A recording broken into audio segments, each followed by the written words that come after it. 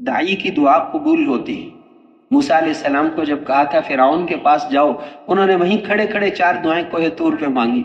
Rabbi शरह ली सदरी, ऐ अल्लाह मेरा सीना खोल दे।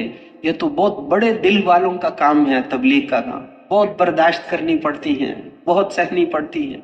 वयस्सिर ली अमरी, ऐ अल्लाह काम आसान कर दे, तो बड़ा मुश्किल काम है, अल्लाह आसान कर दे तो आसान हो जाता है। तीसरी दुआ ये मांगी, वहलुल उक़दतम मिन लिसानी, अल्लाह मेरी जुबान की गिरा, बचपन में कोयला रखा था वो ठीक कर दे।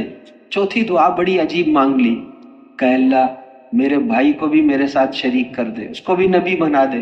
कहते हैं दुनिया में किसी ने किसी के लिए इतनी बड़ी दुआ नहीं मांगी जितनी मूसा अलैहि सलाम ने अपने भाई के लिए मांगी थी। ये भी हो सकता था कि उनको वैसे ही गश्त में साथ ले जाते, लेकिन नहीं, उनके लिए नबूवत मांग ली। वजअल ली वज़ीरम मिन अहली हारून अखी उशदुद बिही अज़री व अशरिकहु फी अमरी कई नुसब्बिहक कसीरा व नज़कुरक कसीरा इन्नक कुन्त बिना बसीरा। अब दाई की दुआ कैसे कबूल होती? 1 सेकंड में फरमाया ऊती तसुअलक या मूसा, सारी कबूल हैं, जाओ फिरौन के पास, सारी कबूल हैं। जुबान की गिरा ठीक हो गई।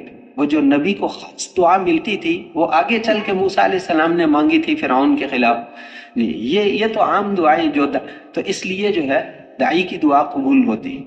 और मुसाफिर की दुआ कभी रद्द नहीं होती, हदीस में आता है। हम मुसाफिर भी हैं, दाई भी हैं, तो दुआएं कबूल करवा के आनी है। जब आप वापस आए तो आपका कोई मसला अटका हुआ ना हो,